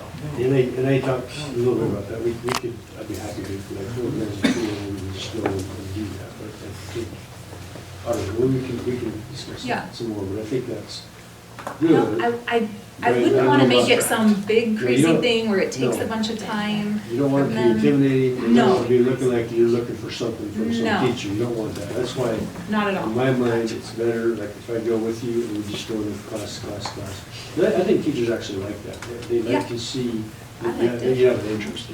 But I Or would. even if it's just a couple of us, you know, like 2 of us go 1 month, 2 Yeah. go the next month, I don't know. But I take you, or the administrator probably take you around, as opposed to if you're just sitting in a classroom, okay, people are gonna start making Y and Z, or why are they watching No. me? Yeah, I don't think you yeah, wanna go there. no.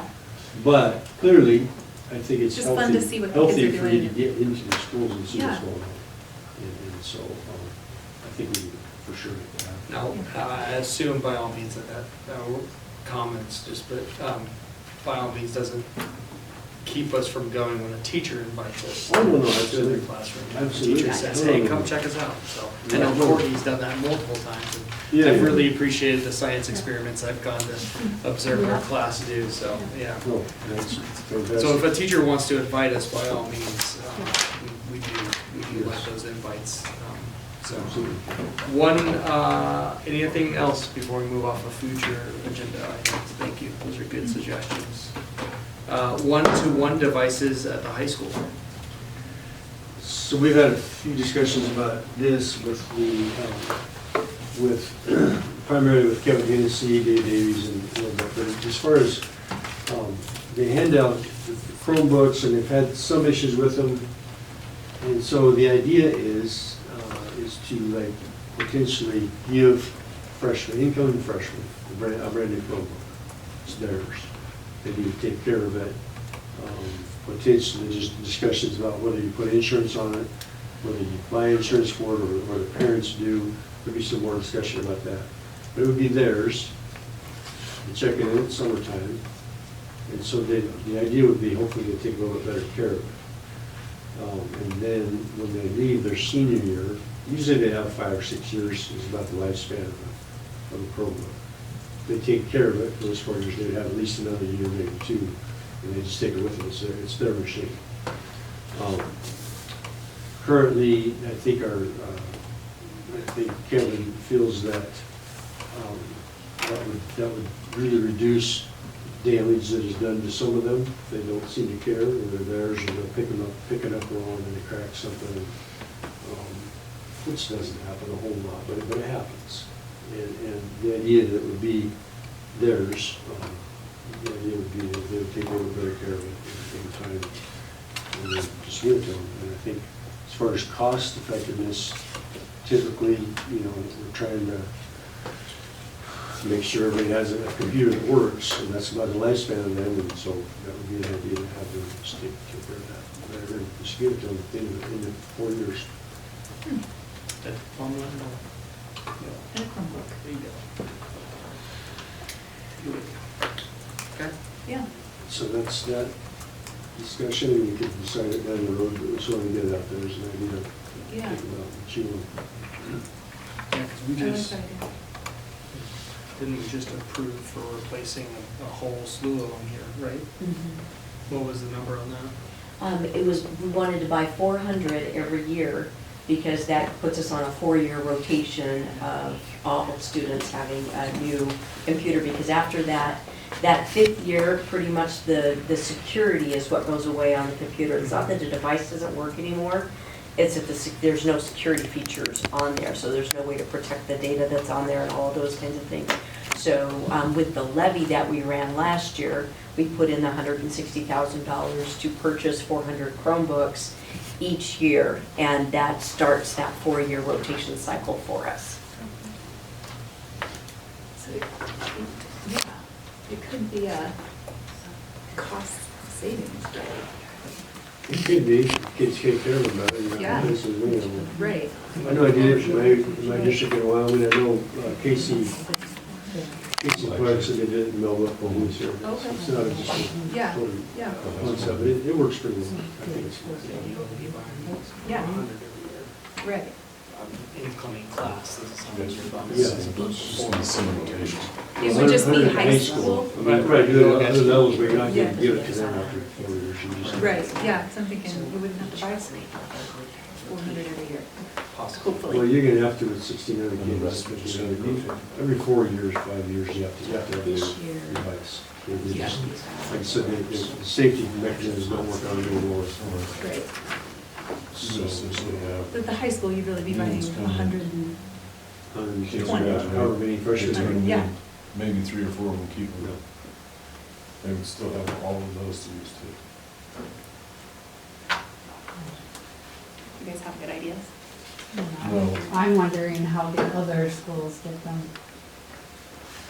Well, okay, if you're doing That's all. 400, Yeah, we you're doing have to 400. have that rotation in place. We're doing 400, you're 100 at the high school, 100 freshmen, basically. 100 at the high 110. school, and then Okay, 100 The other ones at need each to come other. in the other places. And then Steve went out and got huge Yeah. grant for iPads, so he doesn't even want Nice. devices anymore. She's like, I don't need those He's kind of Chromebooks, spoiled. I got iPads. Exactly. Well, they're about 30 years old, but Yeah, right. and we are, No excuse on the part. well, it's the truth. But ask me where it's at though, it's not up in The kids are gonna be confused. You're gonna be like, what Yeah, is this that's true, downgrade? yeah. How do you Going to middle school. Upgrade, with downgrade, Chromebook. upgrade, downgrade. I'm just sitting here. Because it took a long. You're doing great. So we have to buy less laptops because of that. Did you want to before we do the legislative update? Just asking. Anything else on that, guys? No? No? Okay. It's you. Okay, right? it's ISBA me. liaison. So just a few things recently. Senate Bill 1288 is about the high needs fund. So right now, the state of Idaho is like in a, well, special ed is in about $100+ million deficit, like that school districts are having to pay for on their own. So they came up with this one-time, please give us some money, I guess is how I would say it. It's a $5 million, what's that? I didn't say. Oh, I thought you said something. $5 million they want allocated to this fund. So we had a big victory, I guess. It passed the Senate, and it's now headed to the House Ed Committee. So that's good. However, our Senator Chippy voted no on it. So we should all contact him and let him know that we're not super happy about that. We need this. This is a good thing. I'm trying to say it nicely. Him as well as a few others voted no on it because they had concerns over the lack of there not being any long-term funding, and a desire to take back autonomy from federal mandates. Let's see. So I just said maybe we could remind him that supporting this fund protects our schools from costly litigation while ensuring our students receive the support that the law requires. So it's a victory, but it's a small one because, like I said, there's over $100 million shortfall for special education right now. Another encouraging thing is the SCR 121 was introduced, which is a school funding formula resolution. The school funding formula has not been updated since 1994, so it's very out of date. So this calls Superintendent Critchfield to convene with stakeholders and develop a student-centered formula for 2027 legislative session. So that's to come. Senate Bill 1339, the strategic plan, performance plan that Mr. Kirby talked about. There was a hearing today in the House Ed at 3 p.m. I don't know how that went. But that's about, it's a bill that replaces the continuous improvement plan with a 4-year strategic performance plan. Districts, charter schools, it would require that they adopt plans focused on academic growth, college career readiness, and outcomes for at-risk students. It allows the board to establish their own localized goals, and then you're evaluated on your growth toward those goals.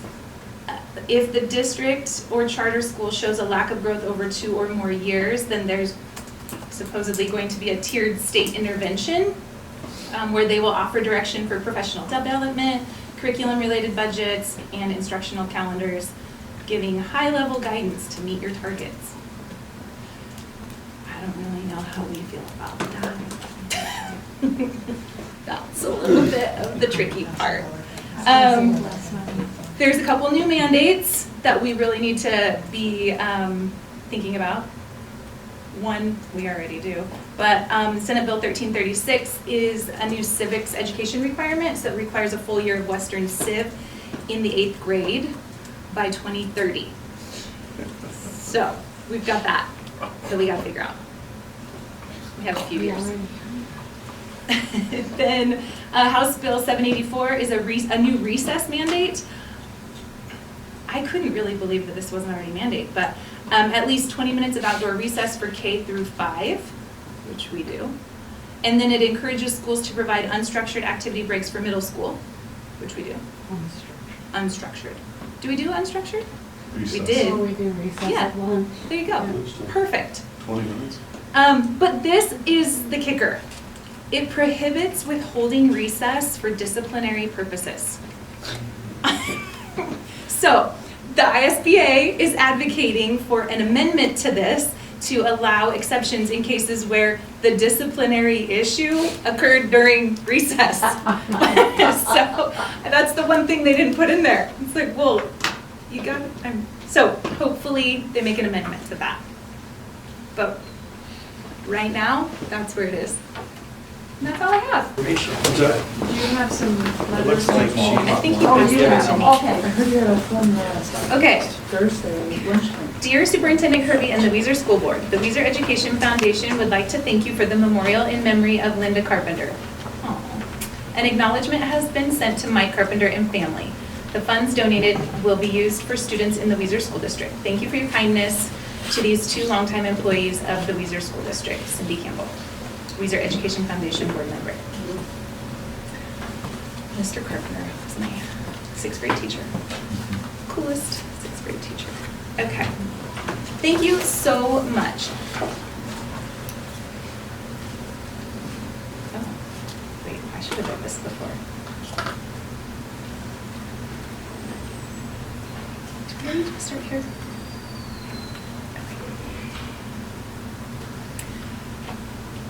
We all truly cherish the time we spent in Weiser, still the best school district in Idaho. Mike, Chad, Eric, and Brian Carpenter. And Mike was the class of 1965. Oh, sorry, it was written a little backwards, so it's hard for me to say. I was in Right. grade when I was 65. I graduated. That's the only correspondence I have. But 1969, during the active. Yeah. Citizen comments, anybody? No, I didn't have any. Nobody out there wants to say anything? That's wonderful. Well, that leaves one last thing on our, I move that we adjourn this meeting. okay.